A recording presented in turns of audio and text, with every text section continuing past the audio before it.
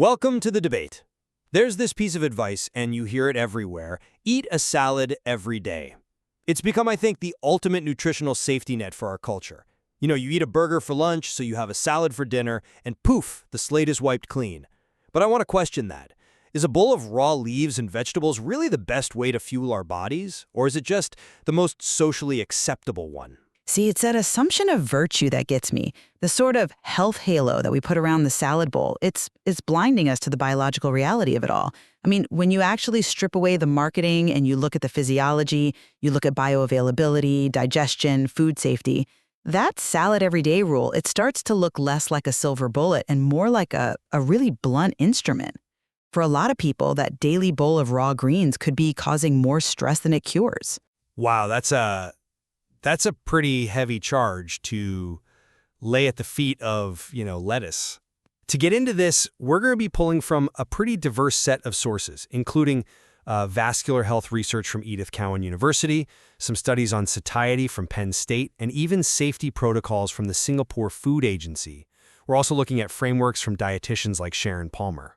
And I'll be focusing really heavily on the chemistry, on what happens when raw plants actually hit the human gut. My position is that salad is just too imprecise a tool. I'm going to argue that eating raw vegetables often compromises nutrient absorption, and that the kill step, cooking, is biologically necessary for a lot of these vegetables to even be safe, let alone effective. And I'm going to argue that a properly engineered daily salad is a metabolic powerhouse. The evidence suggests that when you construct it the right way, it's probably the most efficient delivery system we have for preventing disease, managing blood sugar, and antioxidant defense. And notice I said engineered. Engineered, okay? That implies a lot of work for lunch. But all right, let's hear your case. Why is the raw salad so non-negotiable in your book? It's because of the architecture of the meal itself. I mean, when people criticize salads, they're picturing a bowl of dry iceberg lettuce with a sad, pale tomato. That's not what the data supports. If you look at the work of someone like Sharon Palmer, the plant-powered dietitian, she defines what she calls the perfect salad. And it's not a side dish, it's a balanced formula.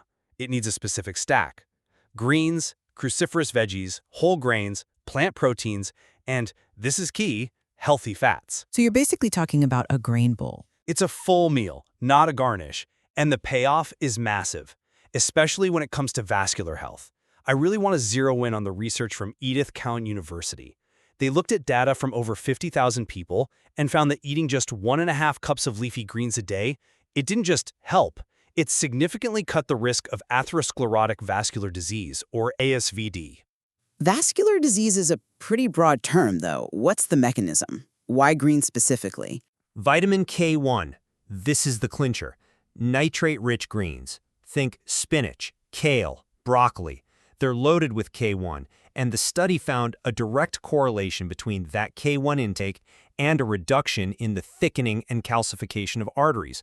So basically, the nutrients in that salad are helping to keep your blood vessels flexible instead of rigid. That is a benefit you just can't get from a multivitamin. The matrix of the vegetable matters. Okay, look, I don't dispute that vitamin K1 is vital. I don't, but you're confusing intake with absorption. And this is where that whole raw dogma completely falls apart. You can put K1 in your mouth, but if it's locked up inside a raw plant cell, it doesn't mean it's going to end up in your arteries. Are you suggesting cooking releases it better? I am suggesting that raw vegetables are often hoarding their own nutrients. Let's just take the spinach example, since it's the base for so many of these salads. Raw spinach is, well, it's chemically hostile to mineral absorption. It's incredibly high in something called oxalic acid, Which is a natural compound. a natural anti-nutrient. Yeah. Think of oxalic acid like a pair of magnetic handcuffs. It latches onto minerals like calcium and iron in your gut, and it just refuses to let go. So in a bowl of raw spinach, you might only be absorbing about 5% of the calcium that's there. You're eating it, but you're not keeping it. It just passes right through you. But the iron's still there. But it's barely accessible. Now, if you apply heat, if you cook that spinach, you break down the oxalic acid. The handcuffs release. Cooking spinach actually increases the bioavailability of its iron and calcium by 3 to 5 times. So by insisting on the salad format, the raw format, You are literally starving yourself of the minerals you think you're getting. You're choosing texture over actual nutrition. I think that's a false choice. You're trading those minerals for something else. If you cook spinach to get the iron, you're destroying the heat-sensitive nutrients. You can't just ignore that degradation. Okay, which nutrients are you most worried about losing? Vitamin C and folate, for starters. They're incredibly fragile. Research shows they break down significantly with heat. Raw spinach has way more vitamin C than cooked spinach. So if we're talking about immune support or skin health, which needs vitamin C for collagen, then the raw salad is superior. If you boil your spinach, the vitamin C is gone. But are you eating spinach for vitamin C, or are you eating it for iron and calcium? This is the trade-off people don't get.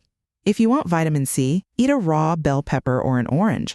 But don't tell me I have to eat 4 cups of raw spinach to get calcium when the chemistry says I'm barely absorbing it. It's also about hydration and structure. Raw vegetables have a very high water content, so the perfect salad is a hydration vehicle. When you cook vegetables, you dry that water out. And for bowel health, that hydration, combined with that raw fiber matrix, is absolutely essential. Let's talk about that matrix. You see the raw structure as a benefit. I see it as a barrier.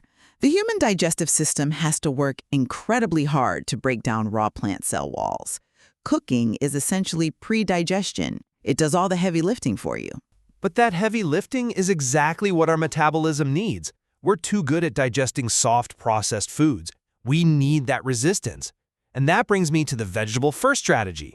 This is where the salad truly shines, not just as a nutrient source, but as a metabolic tool. There's research involving the CUPE Corporation that looked at the order of eating. Right, eating the salad before the main course. Exactly.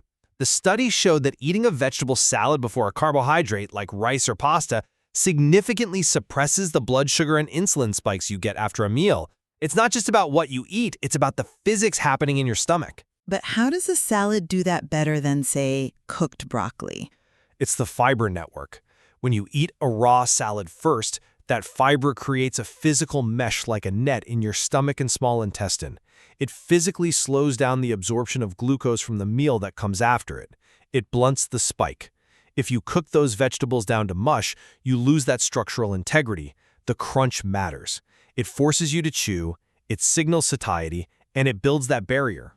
Okay, that is a compelling argument in a petri dish, Oris, or in a controlled study where you're measuring glucose curves. But we have to look at human behavior. That vegetable-first idea only works if people actually eat the salad. Which they should. That's the whole point of the advice. But do they? This is where I want to bring in the Penn State study. They looked at this exact thing, salad satiety, and they found that eating a low-calorie salad can reduce your total meal intake by about 11%, which is huge for weight loss. But there was a catch. There's always a catch with behavioral studies. The catch was compulsory versus ad libitum eating. The benefit only happened when participants were forced to eat the entire salad before they could have their pasta. It was mandatory. You couldn't move on until the bowl was empty. So, discipline. Sure, but when they switched it to ad libitum, meaning people could eat as much or as little of the salad as they wanted, the benefit just vanished. People didn't eat enough of the roughage to actually displace the calories from the main course. They sort of picked at the lettuce and then ate all the pasta anyway. I would argue that's a behavioral failure, not a nutritional one. The data proves the mechanism works. If you eat the volume, about 300 to 400 grams of vegetables, you get that metabolic shield. We shouldn't throw out the science just because people have poor impulse control. We should be teaching them why eating the volume matters. But maybe their bodies are telling them something. Maybe they stop eating the salad because it's physically uncomfortable. You're asking people to eat a massive volume of insoluble fiber. It's bloating, it's heavy. But we're in a vegetable deficit. That Indonesian study we looked at showed the average intake was only 143 grams of vegetables, when the recommendation is 400. We are starving for this fiber. If it feels heavy, it's because our systems have atrophied. or we're starving for bioavailable nutrition. I want to circle back to your perfect salad formula. You mentioned healthy fats earlier. Yes, absolutely non-negotiable. And yet, for decades, the diet industry told us to eat dry salads, dressing on the side. Dip your fork, don't pour. That was a disaster for public health, a total disaster. The research now is crystal clear. Lipid-rich dressings, so dressings with oil or mayonnaise, are required for the absorption of lipophilic nutrients. Lipophilic meaning fat-loving. Exactly. Nutrients like beta-carotene in your carrots or lutein and zeaxanthin in your greens. They're hydrophobic. They hate water.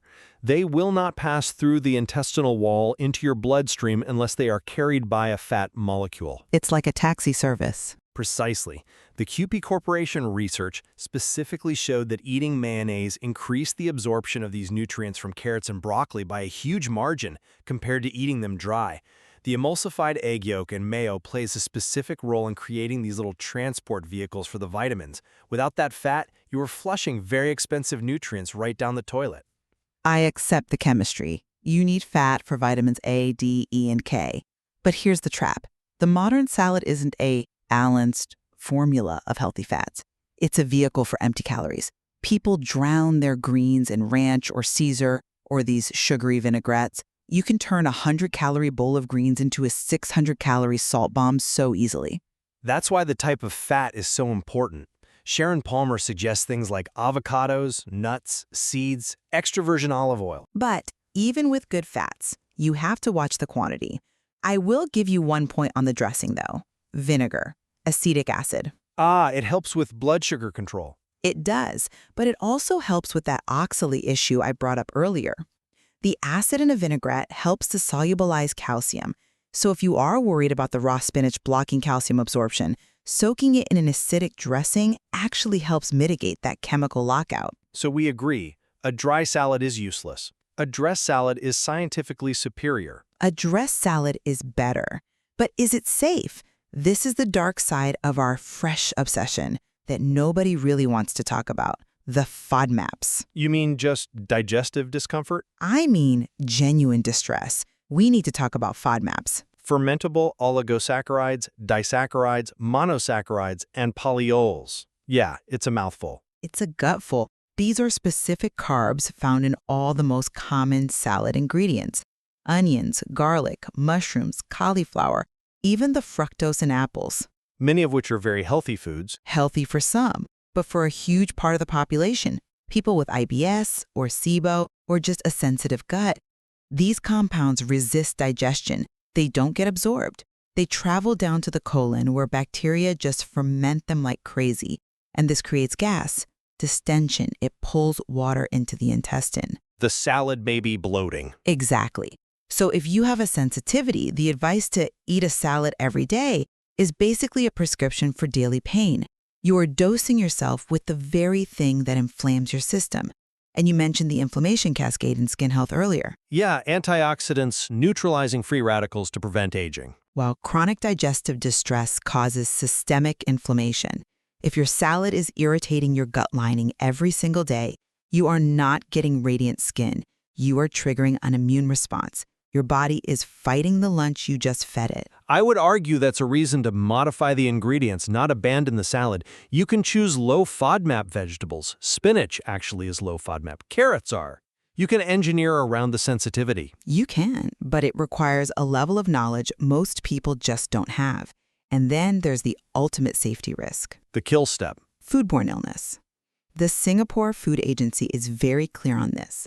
Raw vegetables are a common vector for E. coli, Salmonella, Listeria. And why? Because they grow in dirt, they're handled by people, and they bypass the cooking process. Cooking is the only sure way to kill these pathogens. But we wash our vegetables. Washing reduces the risk. It does not eliminate it. Bacteria can get into the microscopic crevices of a lettuce leaf. They can be internalized in the tissue of sprouts. The source material notes that vulnerable populations, pregnant women, the elderly, the immunocompromised, should basically avoid raw sprouts or pre-bagged salads entirely. And that is a valid caution for those groups.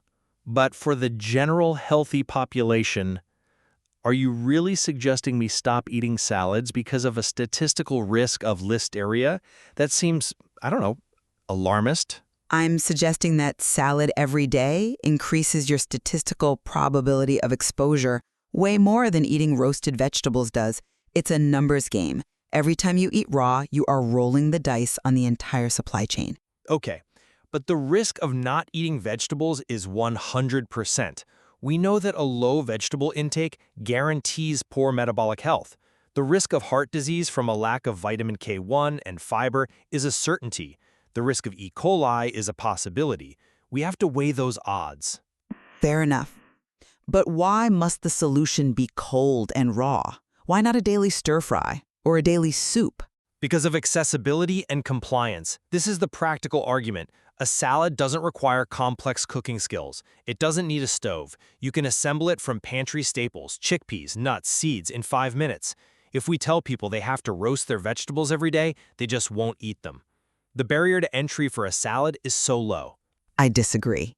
I think a lot of people find salads tedious to chew and digest. A warm bowl of soup or roasted veggies is often way more comforting and palatable. The barrier is the chewing itself. But you lose the chewing benefit. The physical act of chewing raw, crunchy vegetables stimulates saliva production. That's the first step of digestion. It signals the whole GI tract to get ready. It signals satiety to the brain. And for some people, that signal is prepare for impact. Perhaps. But let's look at the longevity side of this. The data on blood sugar isn't just about weight. It's about glycation. Sugar binding to proteins. Exactly. When your blood sugar spikes, glucose binds to proteins and lipids, forming what are called AGEs, advanced glycation end products. These literally age your tissues. They destroy collagen. So if that raw salad mesh prevents that spike, it is an anti-aging technology. It keeps your tissues elastic. I agree, controlling that spike is crucial. But I still maintain you can get a similar benefit from steamed broccoli with lemon. It gives you fiber without that massive volume of insoluble roughage. But are you going to eat 5 different colors of steamed broccoli? The salad is a canvas for diversity. You get anthocyanins from red cabbage, beta-carotene from carrots, quercetin from onions, all in one bowl. To do that with cooked vegetables often means dirtying 5 different pans. The salad is just the practical solution for antioxidant diversity. Practicality is a strong argument. But let's go back to the psychological piece again, the health halo. When people eat a salad, they often feel like they've earned a treat. The licensing effect. Yes, I had a salad, so now I can have the cheesecake. And if that salad was unfulfilling because it was low-fat and cold and hard to digest, that craving for cheesecake is even stronger. A warm, nutrient-dense cooked meal might actually be more satisfying and lead to less junk food later. Which brings us right back to the perfect salad design. If the salad has protein like beans or quinoa, and healthy fats like avocado or olive oil, it is satiating. The problem isn't the salad, it's the poorly constructed salad. If you are hungry an hour after your lunch, you didn't eat a salad, you ate a garnish. So we're nearing the end of our time here. It seems the simple salad is, well, it's a pretty complex biological equation. We've gone from vascular health to oxalates, fat absorption, and the dangers of raw sprouts. It is complex, from the vascular benefits of K1 to the chemistry of emulsified fats. But we do have to give some kind of actionable advice here. So where do you land? Is the mandate valid? I maintain that the modern diet is in a state of emergency when it comes to vegetable intake. The salad, specifically when it's eaten before carbs and built with fat for absorption, it remains the single most effective intervention we have. The data on arterial health and blood sugar is just too strong to ignore. We need the mesh. And I think eat salad every day is just too blunt. I think true health requires knowing the difference between raw and cooked benefits. For many people, cooked vegetables provide better mineral density, more iron, more calcium, without the digestive violence of FODMAPs or the safety risk of pathogens. But we can agree that the dry lettuce leaf approach is a total failure? 100%. That is starvation, not nutrition. Then the path forward is the engineered salad? Or maybe a hybrid approach? Eat your cooked veggies for the minerals, and eat your raw foods for the vitamin C and the crunch. And please, if you are bloated every single day, stop blaming yourself and start looking at your salad ingredients. It might be the onions, not your willpower. A fair warning. The goal is to nourish the body, not just to follow a rule. Exactly. Crunch it or cook it, just know why you're eating it.